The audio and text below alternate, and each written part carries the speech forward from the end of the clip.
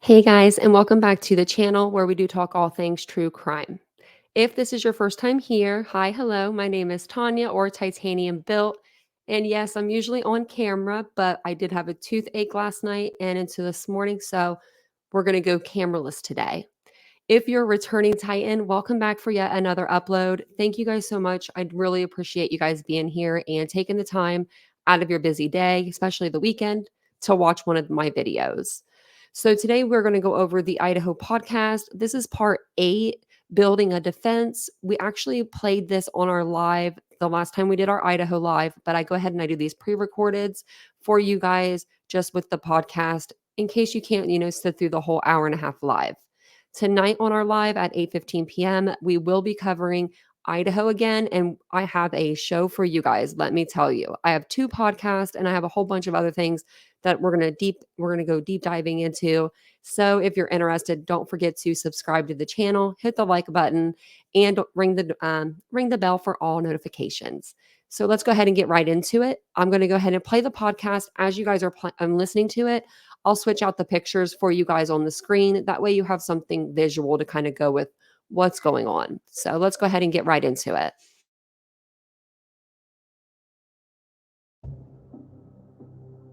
The accused Idaho student killer Bryan Kohberger was back in court today, appearing in a Moscow, Idaho courtroom for a pre-trial hearing as his lawyers prepare to defend him against 4 counts of first-degree murder and now the death penalty.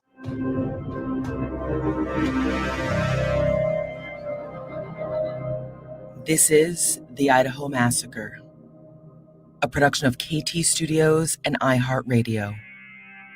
Episode 10, Building a Defense. I'm Courtney Armstrong, a television producer at KT Studios with Stephanie Lydecker, Jeff Shane, and Connor Powell.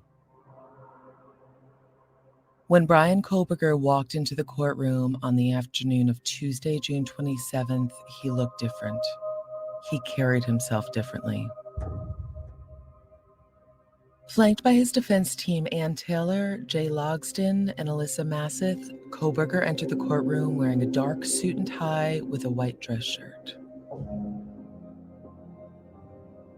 His face was clean-shaven, his hair styled with gel. Gone was the bright orange prison jumpsuit that the 28-year-old quadruple murder suspect had worn for most of his previous court appearances. In another world, the former PhD criminology student looked like he could be testifying as an expert witness for another case, rather than appearing as a murder suspect.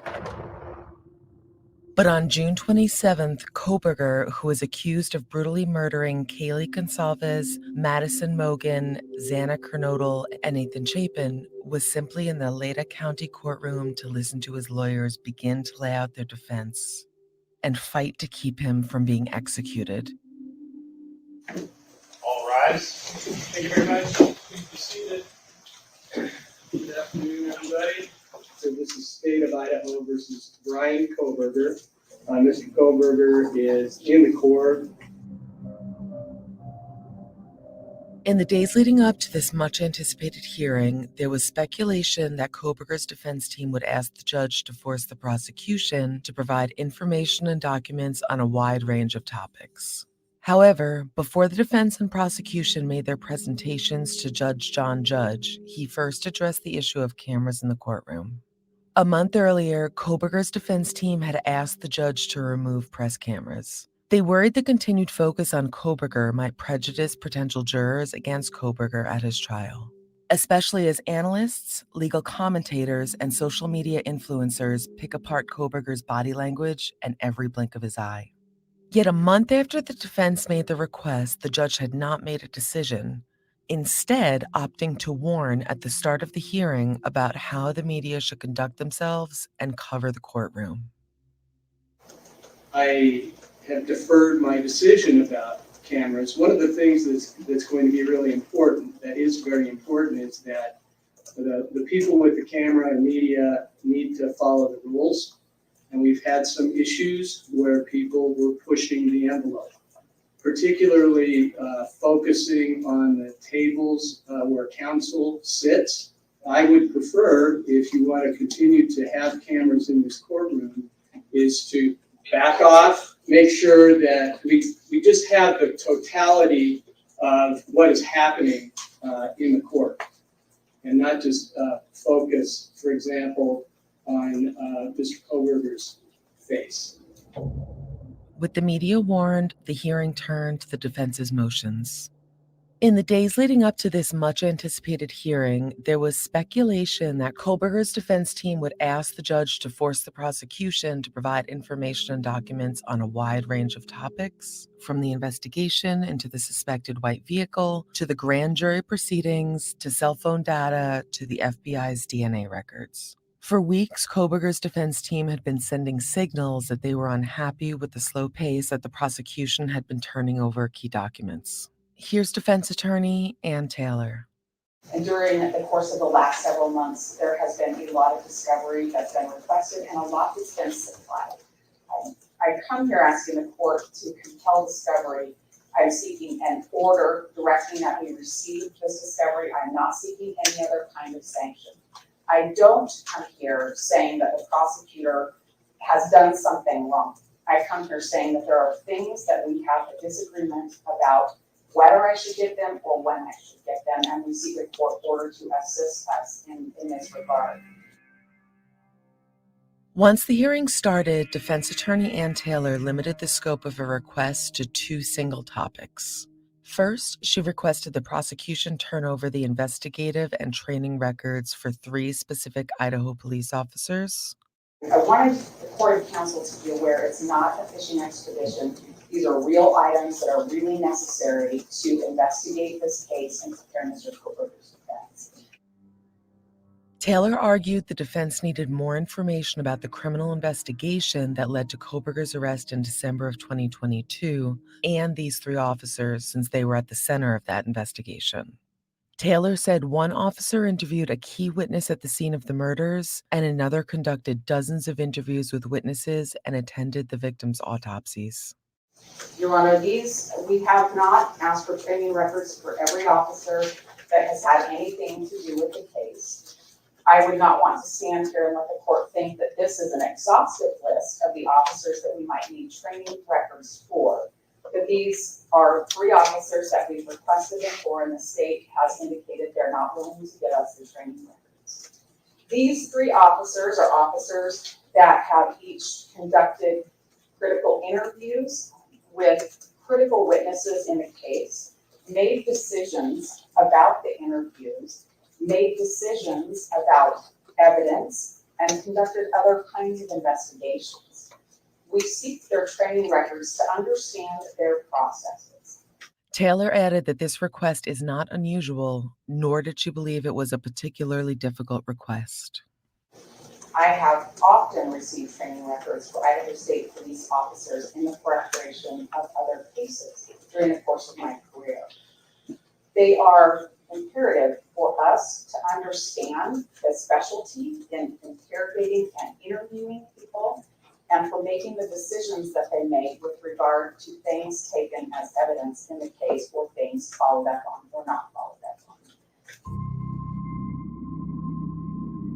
Leda County Deputy Prosecutor Ashley Jennings, however, responded and said that none of these officers would be called to testify at the trial, and that hundreds of officers worked on the investigation that led to the arrest of Bryan Kohberger. She said she feared this motion could become a burden for the prosecution. Our concern with allowing training records for these few, which we can't understand why there's a substantial need for these particular ones, wouldn't open the door to us then having to go and obtain training records for these hundreds of investigative officers who've been involved, some of which are outside of our control. Taylor pushed back on this concern and reminded the court that Kohberger was facing the death penalty. And as the court is aware, the state has filed its notice of intent to seek death against Mr. Kohberger. These are critical, relevant materials, all of them, including the police training records. They're necessary for us to prepare and present our defense of Mr. Kohberger. They're necessary for us to do our investigation. They're necessary for us to prepare our case and our motion package moving forward. These are things that we need to have. There is a heightened standard now that the state has filed a notice of intent to seek death, and these are very relevant, critical bits of information. They are discoverable, and we're asking the court to order that they be supplied to us. Judge John Judge said he would consider both sides of the argument and would issue a written decision at a later date. After asking the court to force the prosecution to provide the Idaho police training records, Ann Taylor also asked the judge to rule on 2 previous requests regarding FBI records. Taylor asked for records from the FBI's Cellular Analysis Survey team. The CAS team had been brought in to help process data from Kohberger's mobile phone.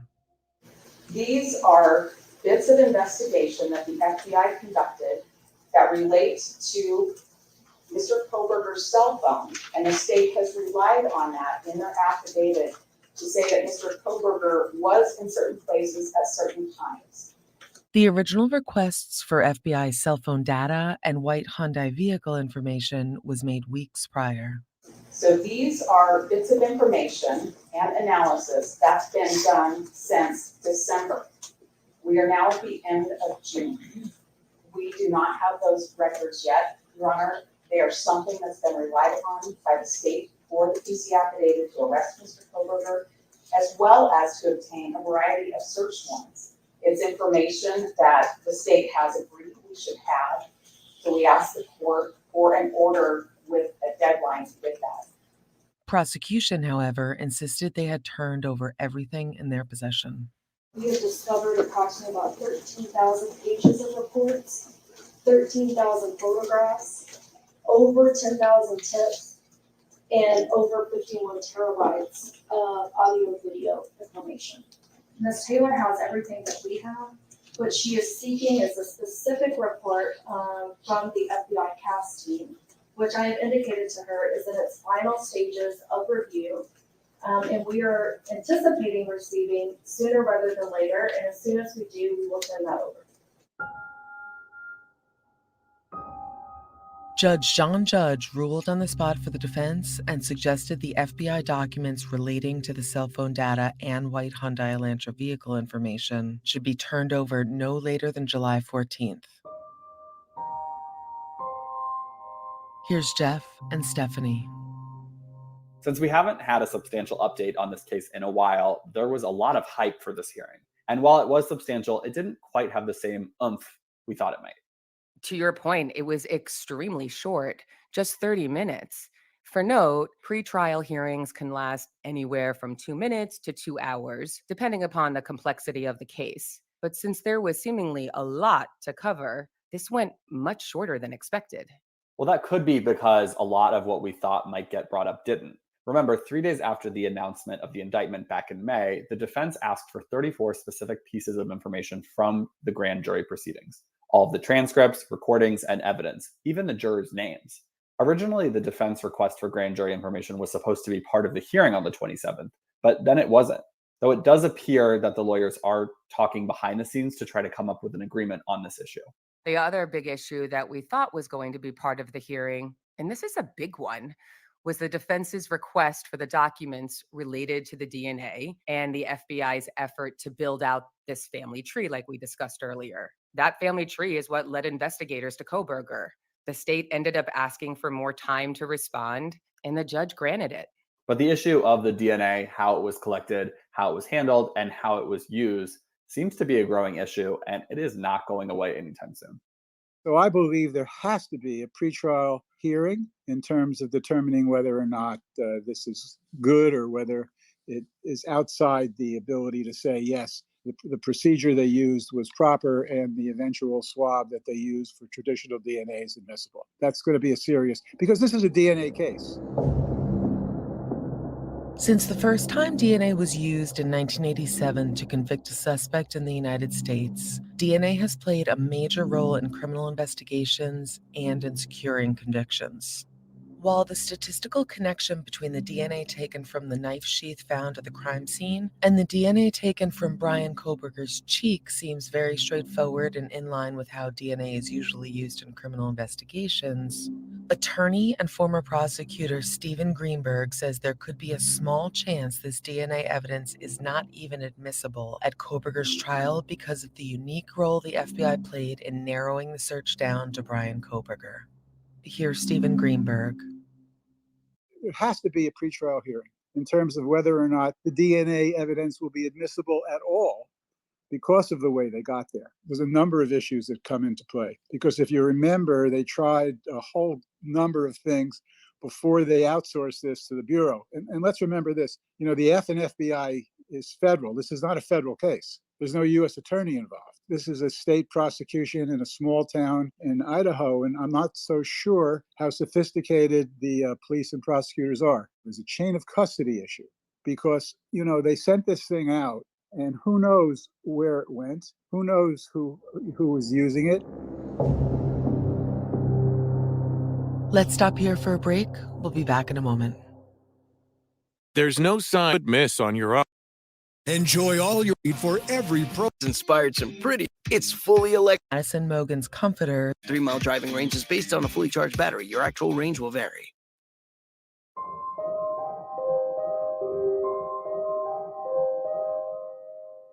After local investigators found the knife sheath cover under Madison Mogen's Comforter, they checked it for DNA and found a very small amount on the button of the knife sheath. Investigators then ran the DNA through a national criminal database, but the DNA from the knife sheath did not produce any matches.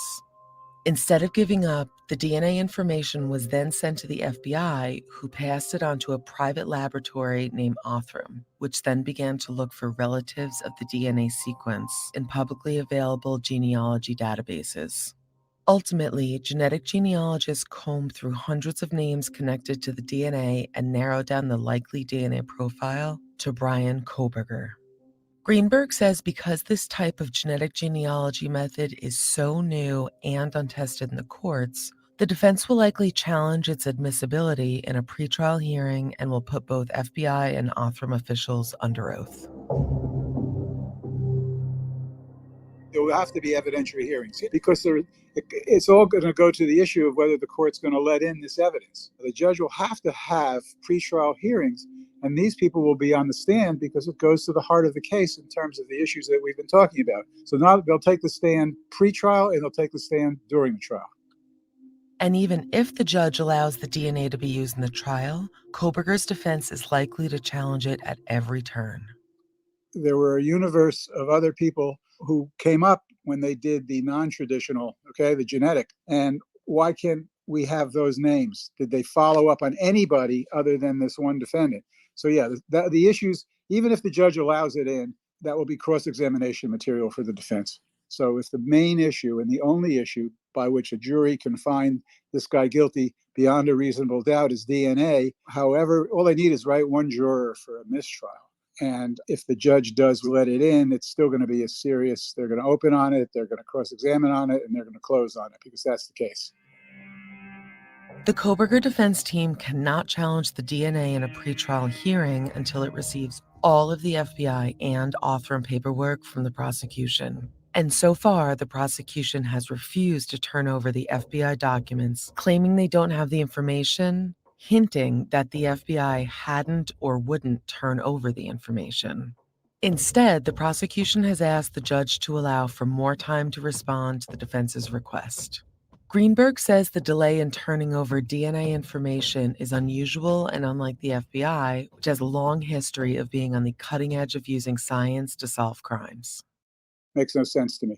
Well, let's remember this. The responsibility is the prosecutors. The FBI here was acting as an independent contractor, right? They weren't investigating the case as they would if it were a federal case. They were just asked to do this one particular task. So whoever they reported to was somebody in the prosecutor's office. It's the prosecutor's responsibility to see to it that they get all the information they need. Would the FBI actually withhold information from the people who hired them to do the lab work, that being the prosecutor? Makes no sense to me. No sense at all. And if for some reason the FBI is reluctant and doesn't want to turn over the genetic genealogy information, Greenberg says the Bureau won't have a choice if the judge orders the information to be turned over to the defense.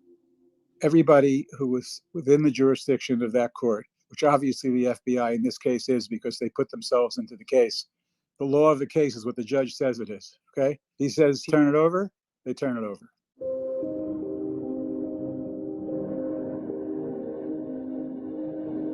But with the start of the trial nearing, the clock is ticking, and every day which the defense is without this key DNA information makes the October 2nd start date for the trial more and more unlikely. Kohberger's lawyers asked, and the judge said yes. 1 week after the June 27th pretrial hearing, Bryan Kohberger's defense team scored a small but potentially important victory. Judge John Judge ruled that the prosecution must give the Kohberger's defense team access to the training records of the 3 Idaho police investigators the defense team deemed are at the center of the investigation. The judge set a July 14th deadline, writing that the defense adequately articulated the role each of the officers played in interviewing witnesses and finding and collecting potential evidence. However, the issue of the FBI DNA documentation was still left unresolved. It's an important victory. And the reason is what they're going to try to prove is that either these police officers who were first on the scene were inexperienced, or that these police on the scene at first didn't follow whatever training information they were given. But the long and short of it is there's going to be a serious issue about how the crime scene was handled and how well trained these particular officers were. And obviously the judge felt this was important, or he wouldn't have ordered the turnover of this material. Defense attorney Ann Taylor argued a week earlier at the pretrial hearing that the defense needed to better understand the methods the investigators used to exclude other suspects and to zero in on Kohberger. Stephanie and Jeff, followed by Stephen Greenberg. Does this mean that the defense is going to go after the detectives? Are they just trying to question the motives of the detectives? It seems like such a stretch. It reminds me of the O.J. Simpson trial, for example, when they went after LAPD detective Mark Furman back in the day. Again, is this strategy or a stretch? The defense's job is to explore every possible angle, and we don't know exactly what their strategy is yet, but this request certainly points in that direction. All that to be said, it must be so difficult for the family members to be listening to all of the back and forth, and we just want to be clear that our hearts go out to all of them. Is the defense going to go after the police? Well, they're not going to go after the police per se, but they're going to go after the individual officers who were responsible for being the first on this crime scene and handling evidence. In a previous court filing, the defense tried to undermine and poke holes in the state's case against Kohberger by accusing the prosecution of not being transparent and hiding their entire case. They have also, in pretrial motions, raised issues about how investigators used the DNA sample to zero in on Kohberger. Attorney Stephen Greenberg says this is likely part of a defense strategy to attack not the final conclusions of the DNA results, but the initial process of collecting and analyzing the DNA from the crime scene. I do believe that if the judge lets in the DNA evidence, things like this, in terms of casting doubt on how the entire investigatory process was handled, goes into this whole issue of, is the DNA any good or is it not any good? Did they purposely focus on this guy? Are there other putative defendants out there? So that is why the judge, I believe, turned it over. And I think it's an important victory for the public defender's office. Is it a good idea to go after the police?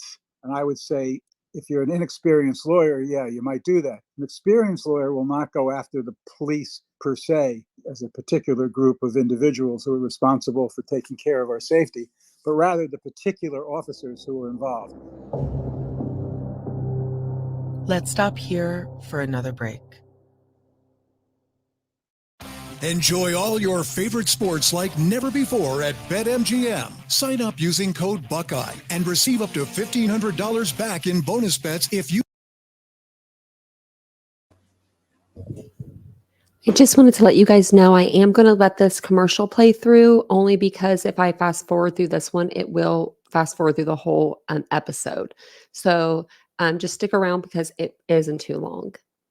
You don't win your first bet. When you register with BetMGM, you'll get instant access to a variety of live betting markets, player props, BetMGM exclusive signature bets, same game parlay options, and more daily promotions. And with BetMGM at your fingertips, every play and every game matter more than ever. With BetMGM, you will have it all. BetMGM has the action you need for every pro and college game, as well as all your favorite sports. Place your money line, prop, and parlay bets with the king of sportsbooks today. Sign up using code Buckeye and receive up to $1,500 back in bonus bets if you don't win your first bet. There's nothing like the thrill of wagering with BetMGM. So enjoy all your favorite sports like never before at BetMGM. 21 plus and present in Ohio. Gambling problem? Call 1-800-GAMBLER in partnership with MGM Northfield Park.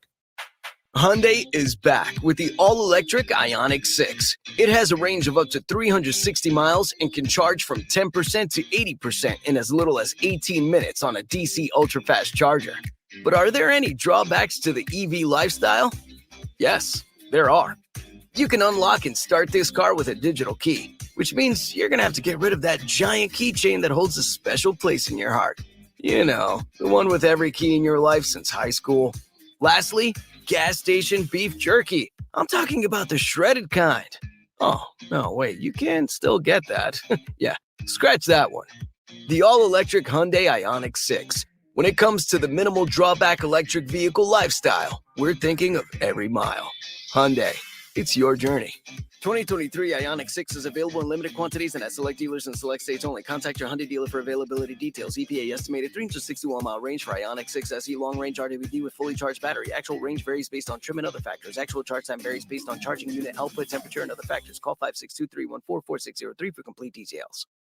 Crypto is like finance, but different. It doesn't care when you invest, trade, or save. Do it on weekends, or at 5 a.m., or on Christmas Day at 5 a.m. Crypto is finance for everyone, everywhere, all the time. Visit kraken.com/see what crypto can be to learn more. Not investment advice. Crypto trading involves risk of loss. Cryptocurrency services are provided to U.S. and U.S. territory customers by Payward Ventures, Inc. View PVI's disclosures at kraken.com/legal/disclosures.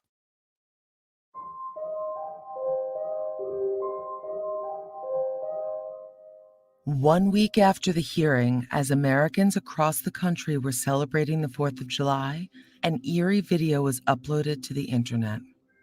The leaked surveillance footage from a nearby apartment complex at 1330 Linda Lane appears to capture the moments before, during, and after the grisly murders. The security camera is from a parking lot just a few hundred yards away from the 3-story house on King Road, and it is just one of several camera views investigators have access to.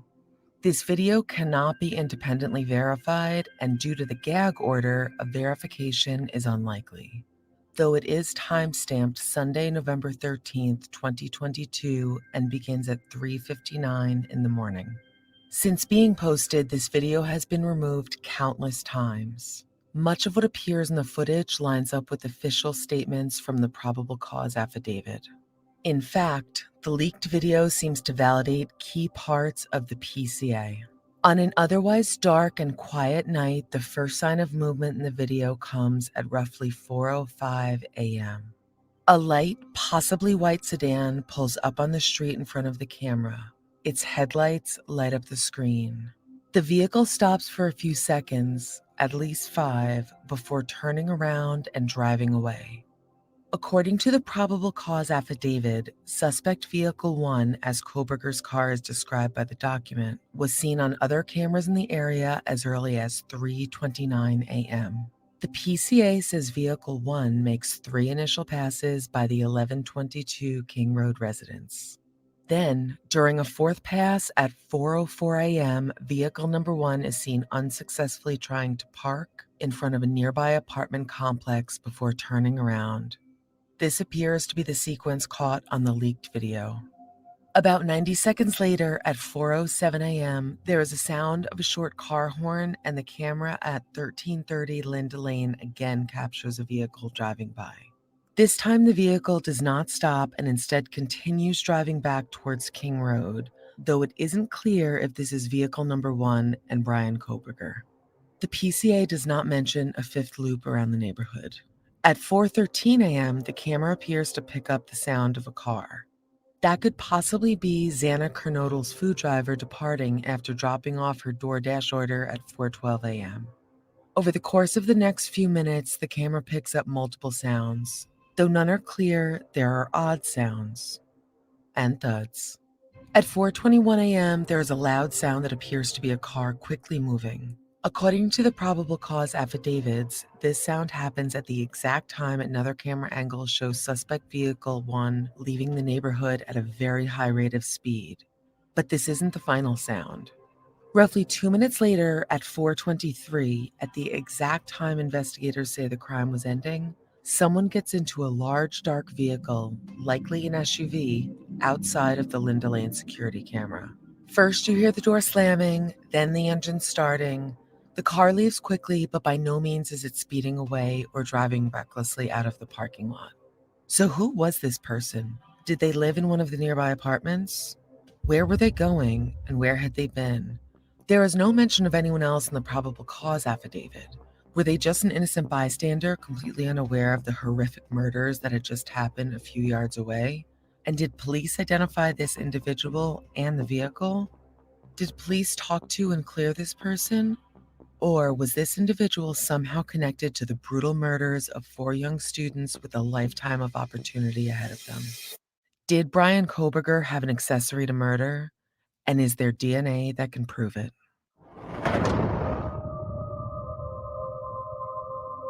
More on that next time.